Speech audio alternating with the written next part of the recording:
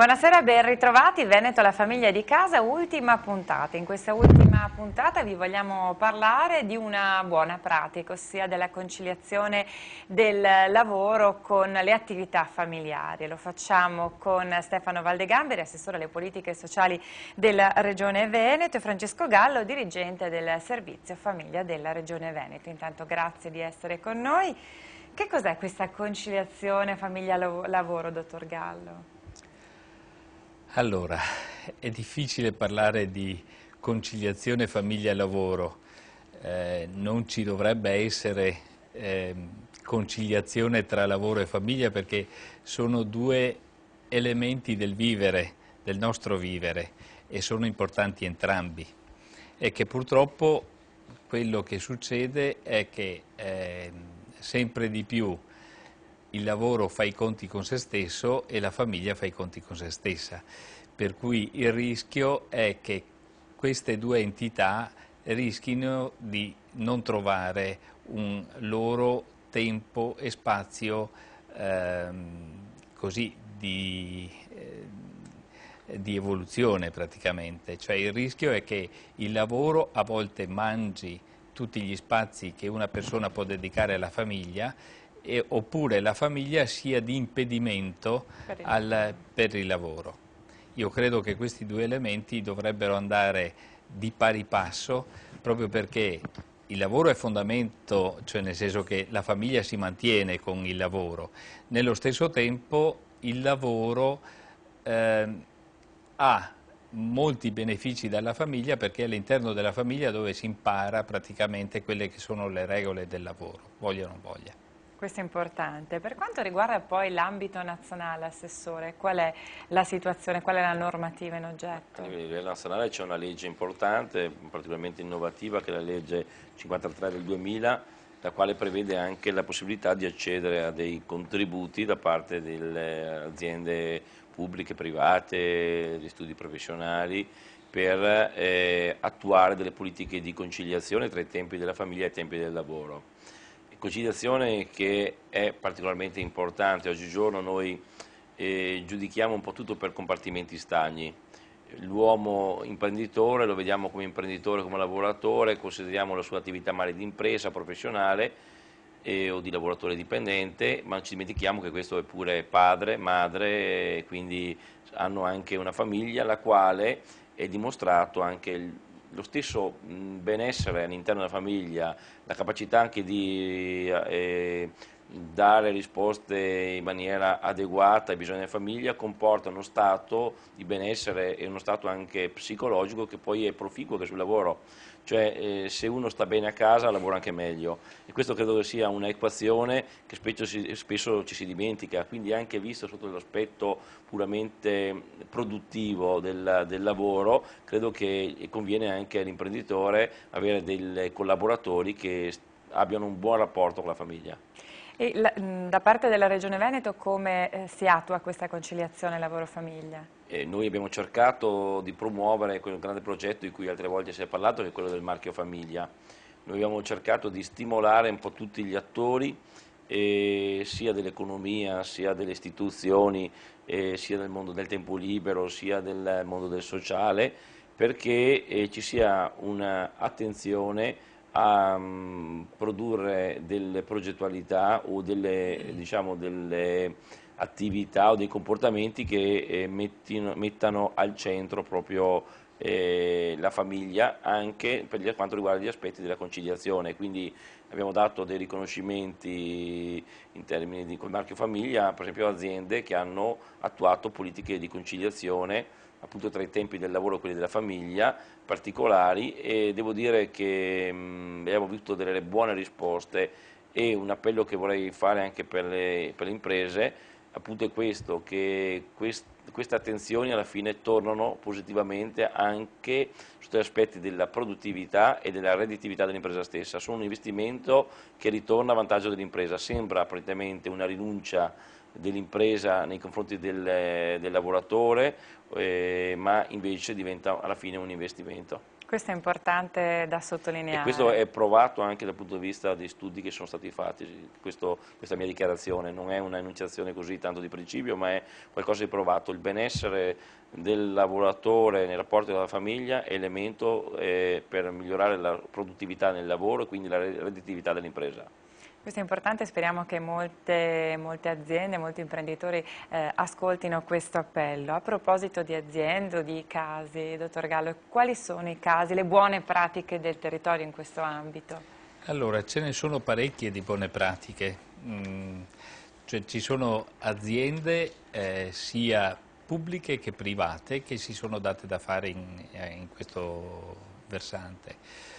Quello che a me verrebbe da dire, da sottolineare, è che di fatto queste aziende lavorano direttamente con le persone, creando quello che diceva prima l'assessore, creando beneficio proprio per le persone stesse e nello stesso tempo creando beneficio per le aziende, perché la filiazione praticamente che le persone hanno nel momento in cui si muove un discorso di conciliazione, tante volte la conciliazione è solamente rendere flessibili i tempi, per esempio di entrata o di uscita da una ditta, oppure l'avere l'opportunità di qualcuno che a un certo punto riesce a sostituire l'altra persona, cioè, oppure qualcuno che va a fare la spesa al posto tuo nel momento in cui hai difficoltà all'interno del lavoro, oppure l'asilo nido aziendale, cioè nel senso sono tutte quante situazioni queste che rendono appetibile praticamente per il lavoratore essere proprio in quella ditta e produrre il meglio, perché anche la ditta produce il meglio per il lavoratore stesso, insomma. Questo è importante. Allora andiamo a vedere proprio un esempio di buona pratica. È stata per noi Cristina Pagnin e ha capito e ha cercato di capire che cos'è il Comitato Pari Opportunità dell'ULSS 13. Vediamo. Conciliare casa e lavoro, si sa, è un'impresa, ma per chi lavora nella sanità a volte si tratta di una missione quasi impossibile. Negli ospedali, infatti, le prestazioni e i servizi ai pazienti vanno garantiti 24 ore su 24, l'intensità dei ritmi di lavoro e delle turnazioni è notevole e le responsabilità sono di rilievo. Ecco perché il progetto Tempo di Benessere, promosso dal Comitato Pari Opportunità dell'ULSS 13 di Milano e finanziato dal Dipartimento per le Politiche della Famiglia, è un esperimento prezioso. Il progetto nasce essenzialmente da una necessità, la necessità del part-time. Molto spesso all'interno delle aziende pubbliche si raggiunge per alcuni ruolo infermieristico per quanto riguarda in questo caso o fisioterapeutico, il massimo, il famoso 25%, sopra il quale non è possibile concedere maggiormente. D'altro canto siamo servizi pubblici e obiettivamente l'accessibilità all'utenza deve essere garantita e quindi è nato proprio da una necessità di provare modificando i sistemi organizzativi a conciliare quello che è il benessere lavorativo a quello che è le necessità dell'utenza e l'accessibilità della stessa. Il 95% delle richieste di lavoro part-time arriva infatti da donne, per lo più madri, che non riescono a conciliare l'attività lavorativa e gli impegni familiari. Ad appesantire la situazione, la difficoltà di coordinare i tempi della città con l'orario di lavoro e di apertura dei servizi e l'insufficienza dei mezzi di trasporto pubblici all'interno di un territorio aziendale molto esteso. Ecco allora che le 5 fisioterapiste che grazie a questo progetto beneficeranno del part-time potranno finalmente trovare il modo di dedicarsi con più tranquillità ai propri impegni extraprofessionali. Ovviamente il progetto ha una scadenza, durerà 22 mesi, ma potrebbe fungere da apripista per nuovi interventi. È un progetto a tempo reversibile, nel senso che si proverà a vedere come inserendo quindi dei soggetti a tempo determinato il part-time a queste persone, si riesca in qualche modo anche a cambiare il clima lavorativo, oltre che la soddisfazione dell'utenza, perché è chiaro che un lavoratore che riesca ad essere sereno perché non ha problemi a casa sicuramente ha un modo di approcciare l'utenza stessa molto più efficiente.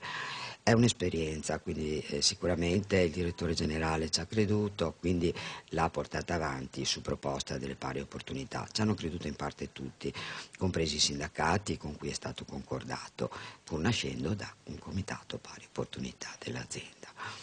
Insomma, esigenze familiari del personale e difficoltà ad attuare politiche di flessibilità nell'orario possono trovare un punto di incontro. All'ULSS 13, grazie anche alla partecipazione ai laboratori formativi organizzati dalla consigliera di parità della Regione Veneto, si è rafforzato il proposito di intervenire con un progetto concreto che offrisse una risposta sia all'azienda ospedaliera e ai suoi utenti, sia al personale femminile. E così un primo importante passo è stato compiuto. Nel percorso di questi 24 mesi ci aspettiamo di vedere se davvero si riesce ad ottenere un miglioramento di quello che è il clima lavorativo, del benessere in fondo di tutti, compreso dei colleghi all'interno del lavoro, oltre che dell'utenza, ma soprattutto se si riesce a evidenziare un metodo che permetta in futuro di rivedere il concetto del part-time, quindi potrebbe essere quello di part-time reversibili a secondo delle necessità per poter conciliare maggiormente. Questa chiaramente diventa un po' fantascienza, però è l'augurio che ci facciamo tutti quanti in azienda, credo, su questo. Ecco, ha detto una cosa giusta a tutti quanti, nel senso che questa conciliazione famiglia-lavoro non riguarda solo le donne ovviamente, ma riguarda anche i papà. Ma sì, è che proprio i tempi del papà, proprio negli ultimi anni, di presenza in famiglia, anche se sono molto inferiori a quello delle donne, ma stanno comunque aumentando, si va verso un po' verso la parità, anche se è un obiettivo ancora un po' lontano. Assessore, la Regione sta lavorando anche a livello europeo per portare avanti la conciliazione?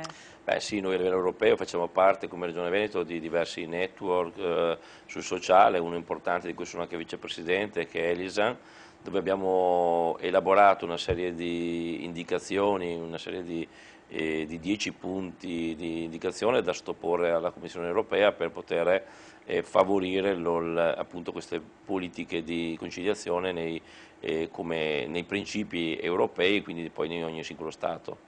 Ecco, spesso si dice che l'Italia è indietro da questo punto di vista rispetto all'Europa, la situazione com'è? Pressappoco uguale? Bah, no, non è uguale purtroppo, noi abbiamo ancora parecchi passi da fare rispetto ai paesi soprattutto del nord Europa, siamo molto più vicini ai paesi dell'est Europa, quindi, anche se anche all'interno del contesto nazionale abbiamo un po' diverse velocità nel raggiungere questi obiettivi europei.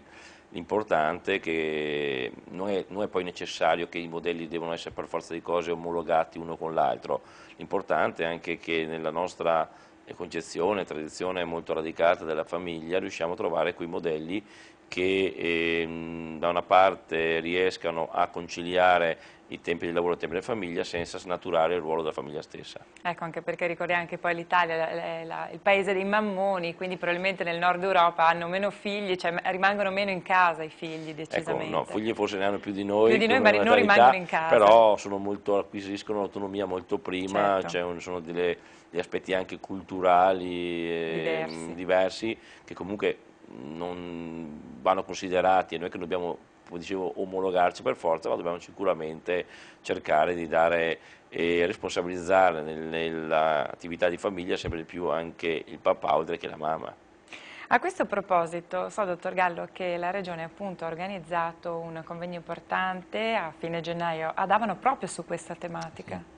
Sì, ci è stato chiesto un po' anche da alcune regioni europee, tant'è vero che ci sarà la partecipazione di molte regioni europee a questo convegno.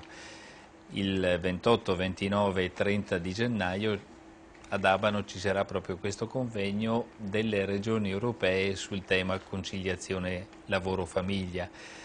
Sarà un convegno molto di buone pratiche praticamente, cioè nel senso ci saranno anche delle relazioni di tipo così informativo, di tipo anche cattedratico, come viene da dire, però soprattutto andremo a vedere quelle che sono le azioni che sono già state messe in atto e che producono beneficio. per cui anche ci saranno varie esperienze di varie ditte italiane ed europee che hanno già messo in moto questo discorso della conciliazione tempi di lavoro e tempi di famiglia. Per dire, la Tetra Pak, una ditta grossa, ci sarà la Bracco, ci sarà la Microsoft, cioè ditte molto grosse, la Luxottica, anche molto vicine a noi tutto sommato, che di fatto hanno già messo in moto questo tipo di beneficio proprio per la famiglia, puntando proprio sul valore che la famiglia ha per ogni persona.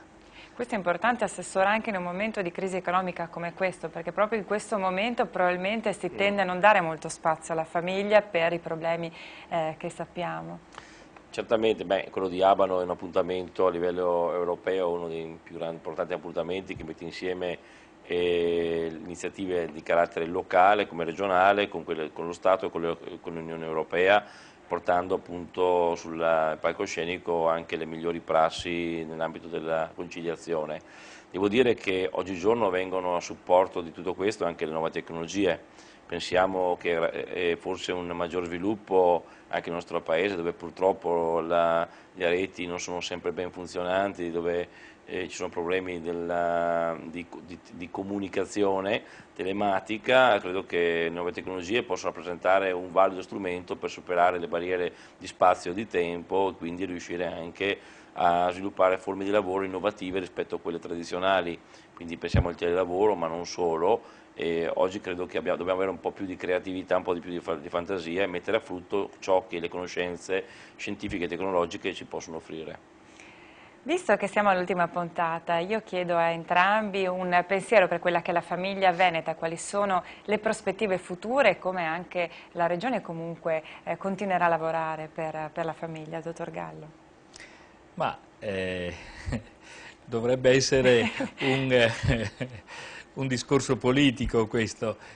Da parte mia quello che mi viene da dire è che se noi investiamo sulla famiglia abbiamo la garanzia che ogni persona fino in fondo può essere rispettata nel suo essere persona fino in fondo, cioè con tutte quelle che sono le relazioni primarie a cui lei è legata, e sappiamo che la persona è persona proprio perché dietro di lei ci stanno delle relazioni, non perché è un individuo monolita, ma perché è individuo che si apre a delle relazioni, e questo può produrre per tutta la comunità beneficio, cioè è una comunità che può puntare su quella fiducia e su quei valori che fanno parte proprio dell'essere persona.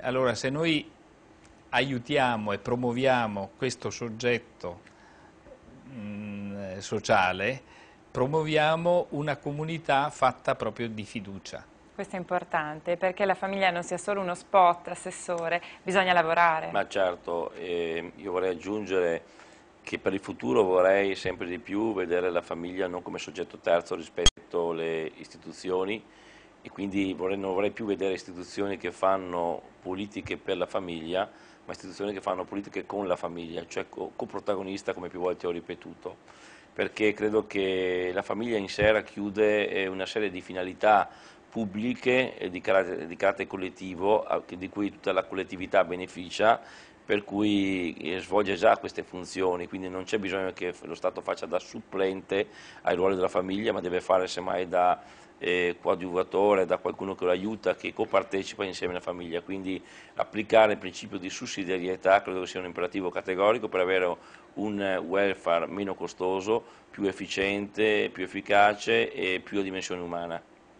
Perfetto, allora io vi ringrazio, non mi rimane che darvi appuntamento a questo punto ad Abano, alla conferenza delle regioni europee proprio sul tema della conciliazione lavoro e famiglia. Io ringrazio l'assessore Valdegamberi, ringrazio il dottor Gallo, grazie anche per questa trasmissione che spero sia stata utile soprattutto per far vedere quelle che sono le buone pratiche. Spesso ci si lamenta sempre ma non si conoscono effettivamente tutti i servizi che ci sono sul territorio e questa trasmissione ha cercato appunto di darvi un po' di risposte e di farvi vedere quali sono effettivamente i servizi che ci sono nel territorio regionale. Grazie dell'attenzione e buona serata, arrivederci.